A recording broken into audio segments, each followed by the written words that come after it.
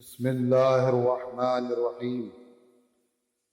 حضرات، ایک مرتبہ سورہ الحمد، 3 مرتبہ سورہ اخلاص پڑھ کر مرحوم سید محمد تقی ابن اصغر علی مرحوم کی روح کو ایصال فرما دیں۔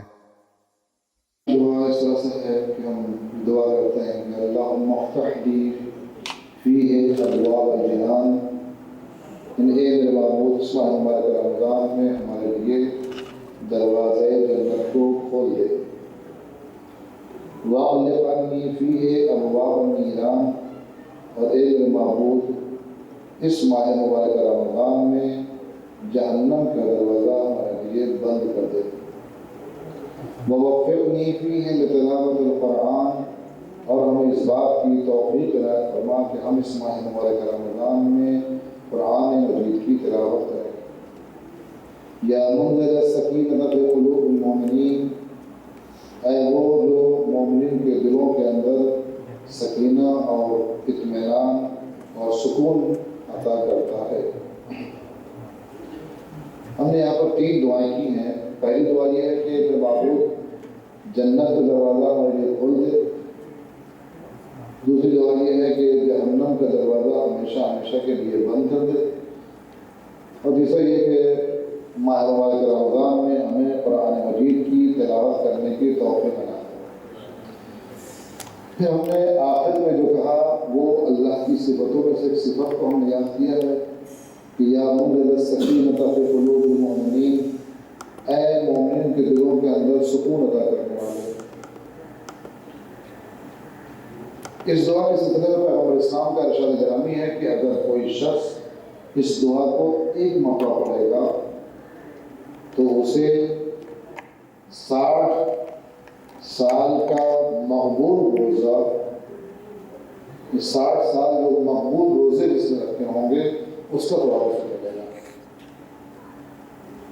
یعنی ایک آدمی جس نے 60 سال روزہ رکھا ہوگا اور ہر روزہ اللہ کے بارگاہ میں مقبول ہوگا، ہر روزہ اللہ کے بارگاہ میں قبول شدہ ہوگا، اتنا ثواب اس شخص کو ملے گا کہ جو اس دعا کو ایک مرتبہ پڑھے گا۔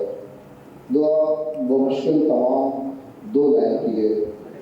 وہ یہ ہے کہ اللہم افتح لی فیہ ابواب الجنان واغلق عنی فیہ ابواب النیران ووفق لی فیہ لتلاوت القرآن یا منزل السکینۃ فی قلوب المؤمنین۔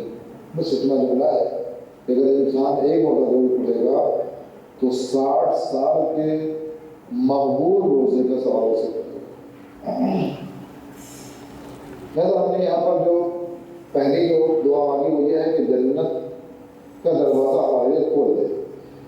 یہ جنت کا دروازہ مادی لحاظ سے نہیں ہے کہ کوئی دروازہ ہے، کوئی ڈور ہے، اللہ اسے کھولے تاکہ وہ وہاں سے پار ہو جائے۔ نہیں، یہ ایک کنایا ہے، ایک اشارہ ہے کہ اے معبود ہماری طرف نظر رحمت فرما، نظر کرم فرما، ہمیں توفیق عطا فرما کہ ہم تیرا قرب حاصل کر سکیں، ہمیں توفیق عطا فرما کہ ہم اس سے نزدیک ہو سکیں۔ ویسے وہ جنت بھی اسلام کی جہاں پر خدا نہ ہو، وہ جنت بھی اسلام کی جہاں پر مرضی پر روزگار نہ ہو۔ لہٰذا جنت چونکہ بنائی گئی ہے ہمارے لیے اور جہنم بھی ہمارے لیے بنائی گئی ہے، لہٰذا ہمیں کیا چاہیے اس چیز کا مطالبہ تو ہمیں کرنا چاہیے اللہ سے۔ لہٰذا ہم اللہ سے دعا کرتے ہیں کیا کہ اے میرے معبود اس ماہ مبارک رمضان میں ہمارے لیے جنت کے دروازوں کو کھول دے۔ یہاں پر بحث ہے کہ یہ جنت کا دروازہ یا جہنم کا دروازہ، دونوں دروازے ہیں، جنت کے بھی دروازے ہیں اور جہنم کے دروازے ہیں۔ تو کیا یہ جنت ابھی بنی ہوئی ہے وہاں پر، یا جب ہم وہاں پر محشر میں جائیں گے سوال جواب ہوگا تب بنائی جائے گی؟ یہ بحث ہے۔ بعض لوگوں کو کہنا یہ ہے کہ نہیں، جب محشر میں سوال جواب کیا جائے گا اور انسان پاس ہوگا تو اسی وقت بہت کا پروردگار جنت بنے گی اور اس کے اندر داخل ہو جائے گی۔ اور اگر اس کے حساب و کتاب خراب ہوں گے، اعمال خراب ہوں گے اور جہنم مستحق ہوگا تو اللہ وہی بہت دے گا، جہنم بن جائے گی، وہ داخل ہو جائے گا۔ یہ فرقہ معتزلہ کہتا ہے کہ بالفعل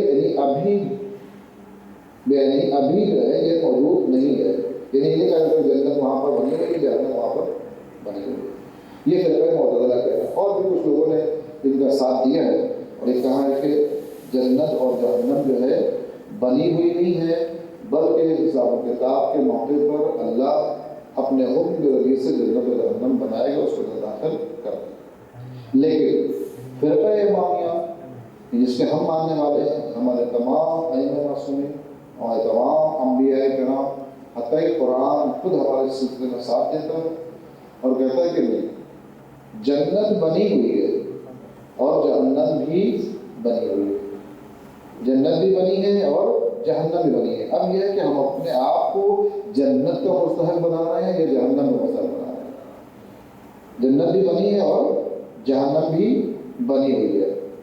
یہ فرقہ امامیہ کے نزدیک بات مسلط ہے کہ جنت موجود ہے۔ اس کے سلسلے میں بہت ساری دلیلیں پیش کی ہیں، کیونکہ ایک بحث ہے لوگوں کے درمیان میں کہ جنت موجود ہے یا بنائی جائے گی، تو کچھ لوگ کہہ رہے ہیں کہ بنائی جائے گی۔ فرقہ امامیہ، فرقہ تشیع، فقہ جعفری کے ماننے والے، ائمہ معصومین پر ایمان اور عقیدہ رکھنے والے، سب کا کہنا یہ ہے کہ جنت بنی ہوئی ہے، جہنم بنی ہوئی ہے اور انسان اس کے اندر داخل ہوتا ہے۔ صریح طور پر قرآن مجید کے اندر کئی جگہ پر اس طرح کی لفظیں آئی ہیں کہ جو اس بات دلیل ہے کہ جنت موجود ہے، جیسے کہ اللہ نے کہا اعدت للمتقین، ہم نے متقین کو اس کے اندر پلٹا دیا، جنت میں بھیج دیا۔ جب موجود نہیں ہے تو کہاں بھیج سکتے؟ اعدت للذین آمنوا، ہم نے انہیں بھی وہیں پر پلٹا دیا کہ جو اہل ایمان ہیں، جو صاحبان ایمان ہیں۔ اعدت للکافرین، اور ہم نے کافرین کو ان کے مقام پر پلٹا دیا۔ تو یہ دونوں لفظیں ہم نے متقین کو ان کے مقام تک پلٹا دیا، یہ جنت میں داخل کر دیا، جنت میں پلٹا دیا انہیں، یا اہل ایمان کو جنت میں پلٹا دیا۔ یہ اس بات دلیل ہے کہ جنت موجود ہے۔ وعدت للکافرین، اور کافرین کو بھی ہم نے پلٹا دیا، کافرین کو بھی ہم نے پہنچا دیا وہاں پر جہاں انہیں جانا چاہیے تھا۔ جب وہ جہاں موجود نہیں تو کہاں پہنچا جاتا ہے؟ اس کا مطلب ہے کہ موجود ہے۔ اور قرآن میں کیا ہے؟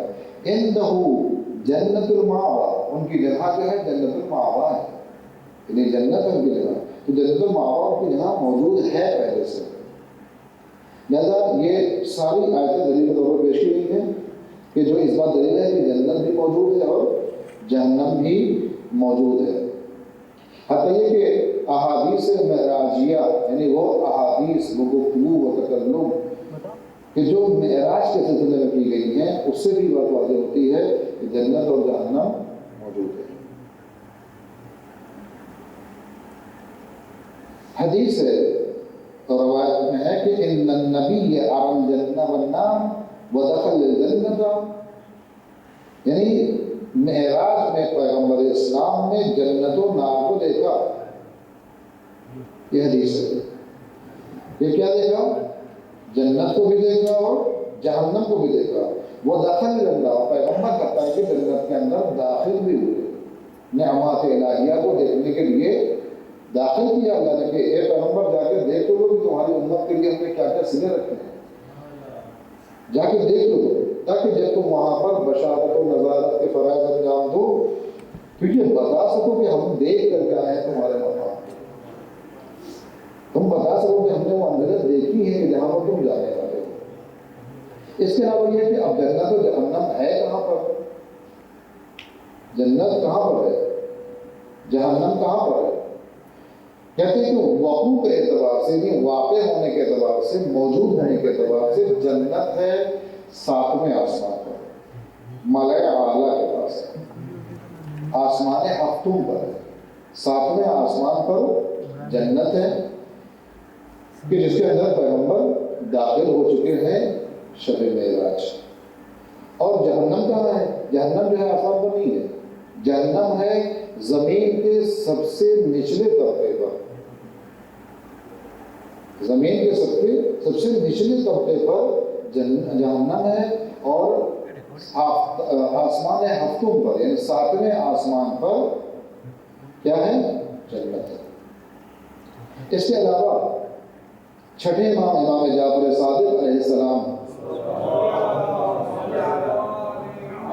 آج ہماری سب گفتگو جو ہے جنت کے بارے میں ہوگی، لگا کہ جو ہے بہت دنوں سے ہم جنت کے حصول کی خاطر جو ہے کام کر رہے تھے، اب یہ آپ کو سیر کرا دے کہ جو ہے آپ کی جنت ہے کیسی. بہت دن سن رہا ہے کہ جنت میں جائیں گے، جنت میں جائیں گے، تو جنت وہ ہے کہاں پر، کس جگہ پر؟ تو آسمان حقوم کا ہے، بتا دیا. پیغمبر جا چکے ہیں، نعمتیں اچھی اچھی وہاں پر ہیں ہمارے لیے، پورے ہیں، غلمان ہیں، رضوان ہیں، نہریں ہیں، شہد کی جو ہے نہریں موجود ہیں، سب کچھ وہاں موجود ہے. بس شرط یہ ہے کہ ہم اپنے آپ کو وہاں کے مستحق بنا لے جائیں. اور جہنم جو ہے کہاں پر ہے؟ زمین کے فی قعر قرع الارض، یعنی زمین کے سب سے نچلے طبقے پر جو ہے جہنم کو اللہ نے قرار دیا.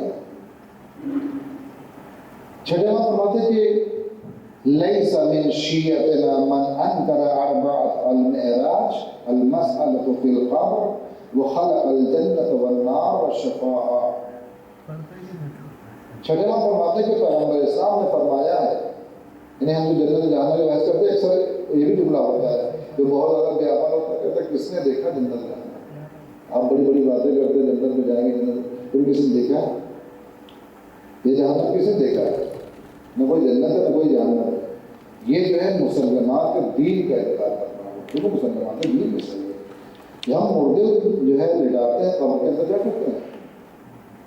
الجنت حق والقبر حق والحساب حق والنار حق کہتے ہیں کہ اقرار لے کے اس سے. پیغمبر اسلام کی حدیث ہے کہ ہمارے شیعوں میں سے وہ شخص شیعہ ہے ہی نہیں.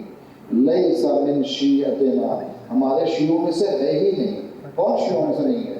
جو چار چیزوں کا انکار کرے. سب سے بڑی چیز کیا ہے؟ معراج. معراج کا انکار کرنے والا شیعہ نہیں ہو سکتا ہے.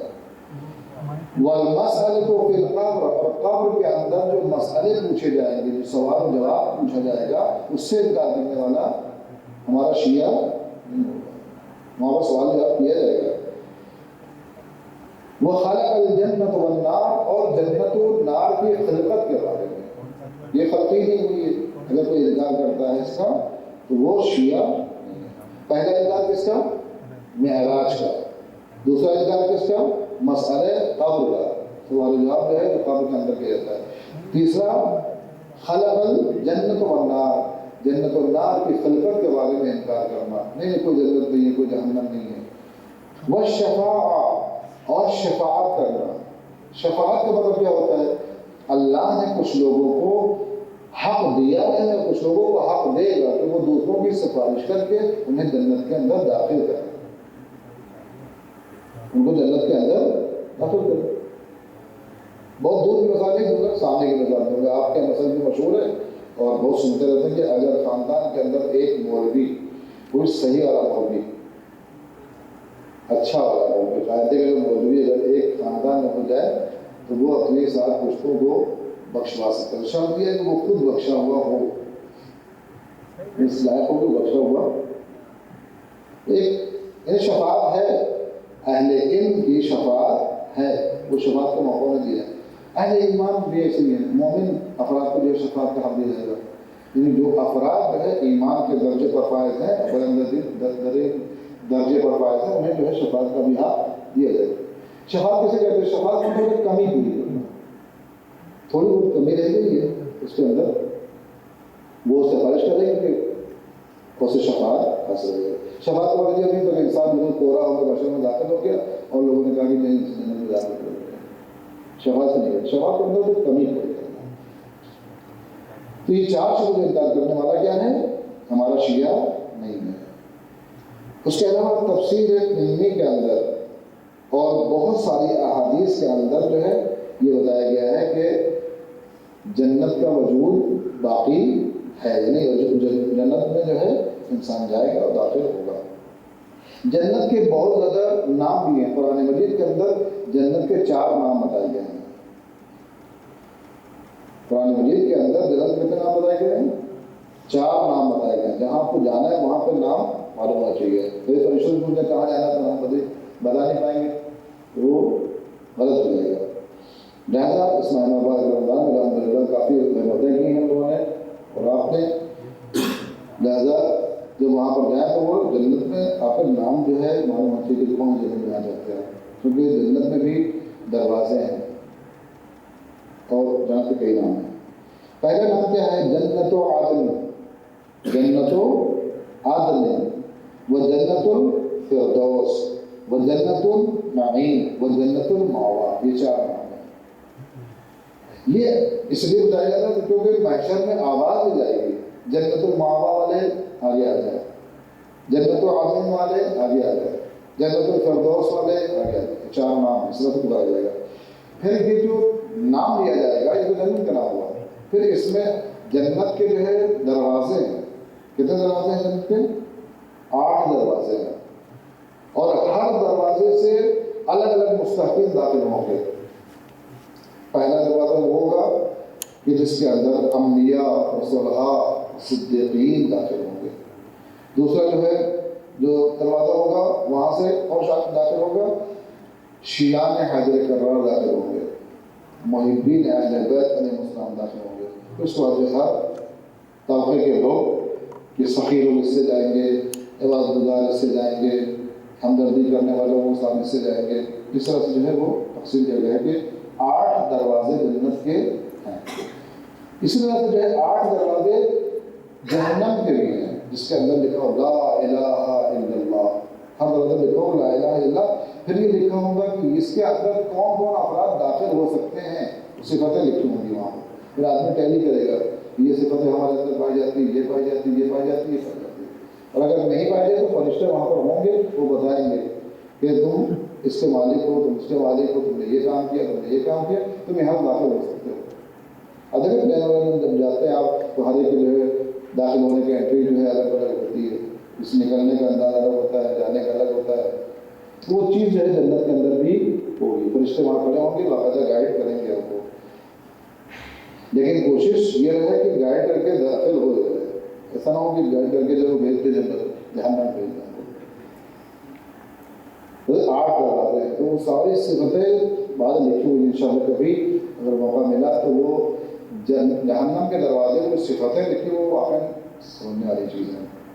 بہترین پیغام ہے کہ کون کون افراد داخل ہوں گے اس کے اندر، وہاں وغیرہ لکھا ہوگا کہ یہ دروازہ داخل ہونے والے افراد یہ صفتیں رکھنے والے داخل ہوں گے۔ پھر انسان اپنے آپ کو ٹیلی کرے گا، خود اپنا فیصلہ کرے گا، اور اگر نہیں کر پائے گا تو فرشتے اسے بتا دیں گے۔ لہٰذا ہم اللہ کی بارگاہ میں دعا کرتے ہیں بارگاہ بحق محمد و آل محمد، ہمیں اس بات کی توفیق عطا فرما کہ ہم اہل بیت علیہ السلام کے ساتھ محشور ہوں،